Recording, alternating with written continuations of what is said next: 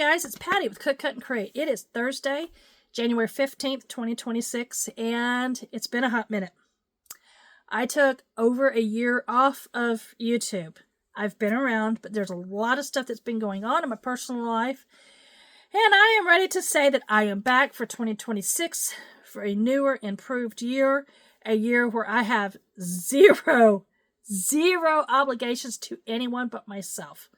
And of course, to my husband, of course. Can't forget him. We've been married for 36 years now. And here in about 2.5, maybe 3 weeks, we're going to be empty nesters for the first time in 36 years. And we are looking forward to it. Oh my gosh, I can't wait. But in the meantime, I'm getting back to Cook, Cut, and Create, getting back into the studio. I never finished the reboot that I was working on. So the reboot is getting ready to go back into progress. I have items coming in. I have items going out. I'm still going through a purge. I've been back in here for about, a week and a half now, sorting through more stuff to get together of what I'm going to use, what I'm not going to use. And I got to get serious about this. You know, I've been purging for the better part of 10 years. Personal belongings, crafting belongings, and much, much more.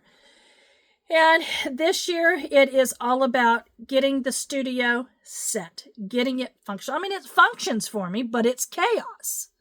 You know, my sister-in-law tells me she doesn't understand how I can craft in chaos because I can start with a completely neat 4-foot craft table. And by the time I'm done, I have stuff everywhere. Everywhere. And she does. There are times I can function perfectly normal, insane, where things stay neat and tidy as I'm crafting, but that, for me, typically doesn't happen. You've seen some of my fast videos. It doesn't happen. But I'm having to take this one step at a time. My brain goes in many, many different directions when I'm working on a project because I know what the future holds for what I plan on doing. I know that I'm going to be shifting my staircase. You know, I'm going to leave the first 2 sections I built. The third section that attaches to the loft is against the side of the building. But when I go up it to get to the loft, I'm up against the ceiling because it's an angled ceiling. So I'm going to shift it to the middle. But I can't do that yet. I have other things I have to accomplish first. I wanted to come to you guys today, let you know I am still here. I am still here. I'm still functioning. And this year is going to be pretty good. You know, I've written down lists and stuff in the past of things I'm going to do, timelines and stuff. Not doing that this year. I'm going to go back to my old fly by the seat of my pants. Works best for me. It always has when it comes to the crafting. But I do know that this year is going to be big. I'm going to try to put out at least 2 videos a week. It's my plan. Possibly more, but a minimum of 2 videos a week. I'm not sure what days I'm going to post them yet. And I'm actually going to try to do some of them from my phone. I'm actually recording this on my phone, not my typical camcorder. But I'm going to try. I am setting myself up for accountability. Accountability is my word this year. And I encourage all of you to hold yourselves accountable to what you say you're going to do in your life. If the words pass your lips that you're going to do something, hold yourself accountable and do it. It makes for a less cluttered mind if you follow through with what you say you're going to do. It's less stress because you can get yourself eventually to a mindset of calm in the chaos that says, if I utter this word, I know I'm going to follow through. Now, it may not be instant. It may not be days. It may be months. It may take a year to get to it, but make it happen. You know, we always say a person is only as good as their word. Well, if you utter the words, you need to be able to back them up with the actions and follow through. This holds true for what you tell yourself also. I've told myself for the better part of 2.5 years, since I left my desk job, that I was going to make this happen. I've let so many things get in the way. Now, one thing, unfortunately, was a health issue more than a year ago. It's managed now. That's good. But then in this past year, in 2025, we had my daughter's wedding at the beginning of December. And So my world revolved around her wedding and getting prepared for that. It was a blast. But that was the big event of 2025. The big event of 2026, for me personally, my big event is getting my studio 100%. There are many steps that I have to go through to make it happen. This has been in progress for 3 years, just over 3 years. I took ownership of the building in December of 2021 and didn't actually start creating this chaos until about 2022 because I was in a previous building elsewhere. And this has been the first studio that I have gone so far. I've got a split unit. I have heating and air in my unit. And it's not something I've ever had before. I would always, if it was cold, I would use a radiator. I just wouldn't craft because I can't function when it's cold. I want it to be warm. So, when it was hot, I'd have a fan that ran off of a power bank. And as it is, the only power coming into the building is attached to the split unit. I still use power banks. I don't have any on at the moment. Don't need any right now because I'm not actually crafting. I am just trying to control the chaos at the moment. This has been a work in progress. I have tried to purge for years. I did some pretty good purges at one point last year, and I'm getting ready to do an even bigger purge now. I follow a couple of YouTubers that are, one is a minimalist, and the other two, well, not necessarily minimalist, the organization individuals that are a blast to watch. The minimalist that I leave to watch is Dawn with the Minimalist Mom. She has a very unique way of looking at things. And part of that is to think of everything that you have as inventory. Our brain is constantly trying to maintain that inventory. When it gets to the point where you're not touching inventory for years at a time, then why do you have it? I can probably right now point out a minimum of 5 things in the crafting aspect of stuff that I've had for 10 years or more, but I probably haven't touched 5 years or more. I'm sitting here right now looking at one of these cubicles of some really cute little pre-done scrapbook day in the life type things that I bought at Michael's a few years ago on clearance. It was something that was $20. I think I paid $3 for it. I've never opened it. It's still sealed, and that's more than 5 years ago. And so I have to say, but I know that I will use it. So I'm at the point right now where I've got to decide if I'm not going to use it, I need to let it go. Dawn's mantra is, if you can replace it for less than $50 and in 15 minutes, let it go now. Chances are you're probably not going to miss it. If you get to the point, I wish I had to go out then, be mindful and intentional, go out and do it then. Go buy the one you like and actually use it. If you're not going to use it within that first week, don't get it, because then it becomes mindless chaos that is inventory that clutters your mind. I have been inside my home and stuff. The clutter, the paraphernalia that we collect over years of marriage stuff, I've been purging for 10 plus years in that stuff and still have a lot to, I've gotten rid of a lot, and I'm getting ready to even go further. We're getting ready to be empty nesters for the first time in 36 years. And I had already started reducing a lot of my kitchen stuff. I'm getting ready to go even further. I cannot wait. But my goal, my accountability moment, is to get my studio 100% this year. Personally, I would love to have it 100% by March the 1st. I have plans. A lot of these crafts that I make and stuff like that, I want to perfect them. I'd like to be able to sell some of this stuff. Not everything I do is here in the studio. Like I said, my only power coming in is my split unit. Any power that I might need for my Cricut machine, my scan and cut, my embossers, anything like that, I have power banks. power banks that are powerful enough to work on this stuff. I have a power bank that's powerful enough to run my laptop that I can do stuff off of, and I have. But inside my home, in my office and home, I have a sublimation printer. I have a heat press to do t-shirts, sublimation signs. I have a hat press that I can do hats. I have a mug press. And then, add one more thing to the chaos of everything. I bought a Glowforge. Bought a Glowforge Aura. And I've been playing with that. And I love it. That is gonna become an addiction that I absolutely love. I have spent some time talking to my sister-in-law, my BFF. And she has been able to take her love of crafting and stuff and narrow it down to just 2 or 3 things. And that's all she's keeping.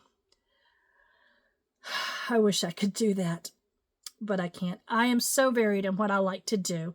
And I have a container down here, a very large container, of all the stuff to quill paper with.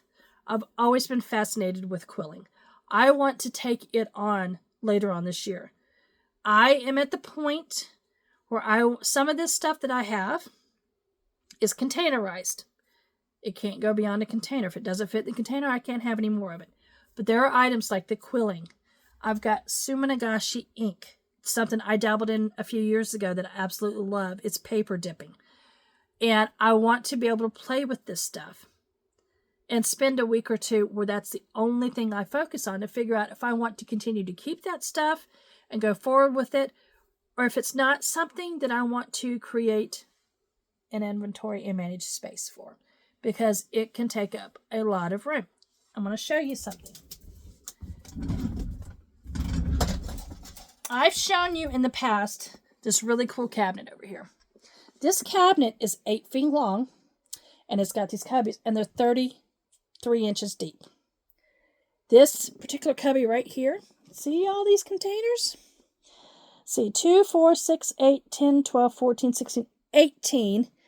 And then there is, I think, a dozen more behind them. Those are what I call memory bins. Odd things of paraphernalia and stuff I've collected over the years with the intention of scrapbooking everything. They've been in those containers 5+ years. Yeah, that long. It's all stuff I've held on to. Nobody's asked for this stuff. But I know that if I could get that done, people can look at it and it sparks memories. My goal is starting at the end of this month. I'm going to put a date out there. Today is the 15th. So let's say January 22nd.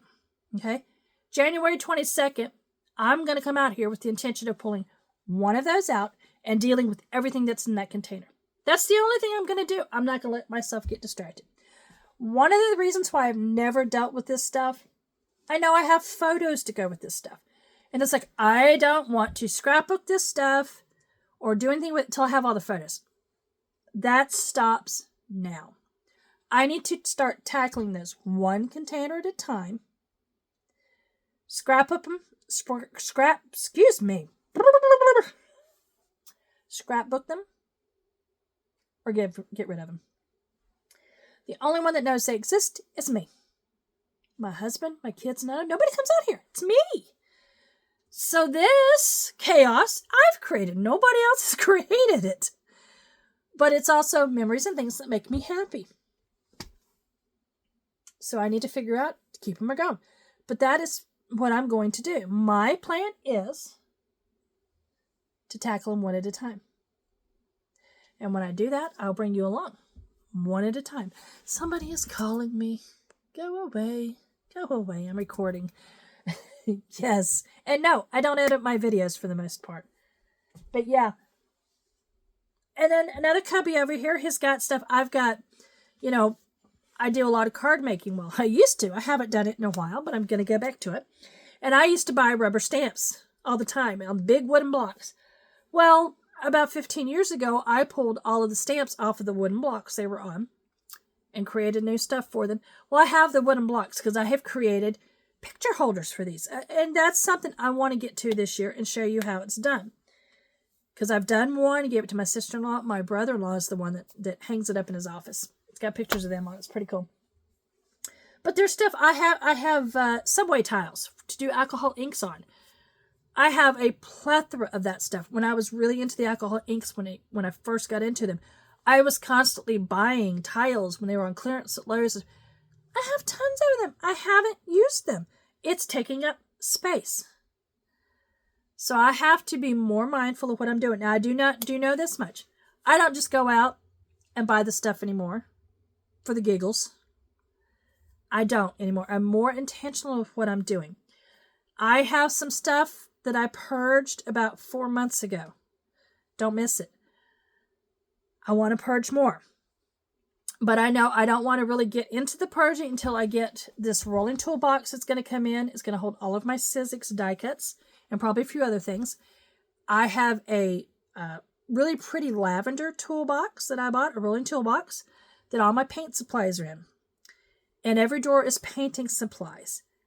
And when it comes to my painting supplies, if it can't fit in that rolling toolbox, I don't need it. It needs to go away.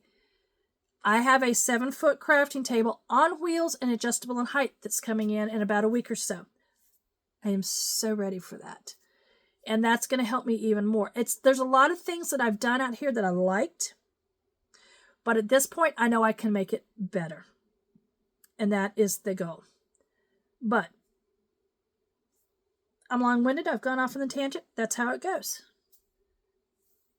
Hold yourself accountable with whatever it is that you are trying to accomplish. Someone, and it's in passing, I've watched her on YouTube 2 or 3 times. She talks about the guiding star for your month. And your guiding star would be something that you're trying to accomplish that month. That everything you do should take you to that goal of accomplishing that guiding star. My guiding star for the entire year is to get my studio complete. It really, really is. And hold myself accountable. I've been saying for years I was going to get this done, and I haven't done it yet, and I need to get it done. It makes me happy to come out here. My husband has experienced it. He now has a man cave in his shop. He loves it. The only thing it lacks is a bathroom. If he had a bathroom out there, I would never see him. We used it. We're using it as a movie theater now when people get together. After the wedding, we had a Monday event with the wedding party and their significance. After the wedding, all day long, we had the big screen set up, movies, games, poker, food, barbecue. It was a blast. But for my husband, that was his. He goes out there every morning and he drinks his coffee for an hour or two before he gets his day started. And in case you ask about a job, we're both self-employed. That's so. He sets his own hours. But he loves that. He has that space now. And he has understood why I love my studio. There are times I can just come out here and just sit and I will just look and look and look and look and make plans. But I will tell you, I just noticed something when I did a little look around. If you look up here on that top shelf right there, that is RTT2. He's a stuffed plushie. That's Squeaks. And he was mine. He was mine in the very, very early 80s. I think maybe 10 or 11 when I got him. Still have him. There are things like that people say, well, why do you have it? It doesn't mean anything to you. Get it. That's from my childhood. It makes me smile when I look at it. I was not very old when the very first Star Wars movie came out. And I'll have you know that I went to a drive-in movie theater to see that movie. I saw the first 2 Star Wars movies in the backseat of my parents' car at a drive-in movie theater. And yeah, for most people, they wouldn't keep that. I like it. I have, in front of it, there's 2 Cinderellas. One is broken. The one that's complete, I bought from a comic book dealer that knows I loved my Disney. And she's from 78 or 79. And then when my parents passed away, I was going through mom's stuff. And she had the other one. The one that's broken. I got to fix it.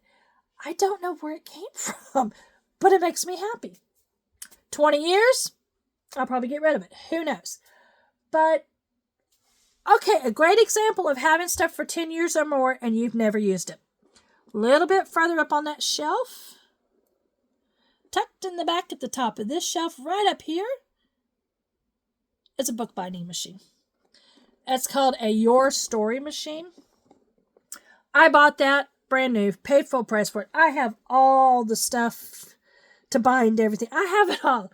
I've never once turned that machine on, but I've never purged it because I know that there's going to be a point in time where I'm going to say, okay, I'm working on this now. And I actually have something that in about 3 weeks, I'm going to pull that machine down and create a little photo book for my young son. He and I went to Washington, D.C. in 2011.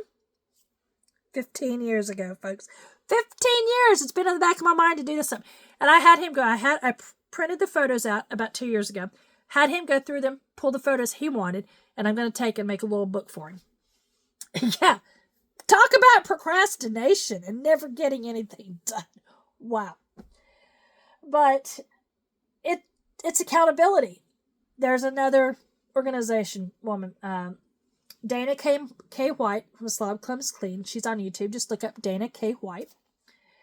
And she's another one that helps you organize chaos and stuff. And she says you have to look at everything as a container.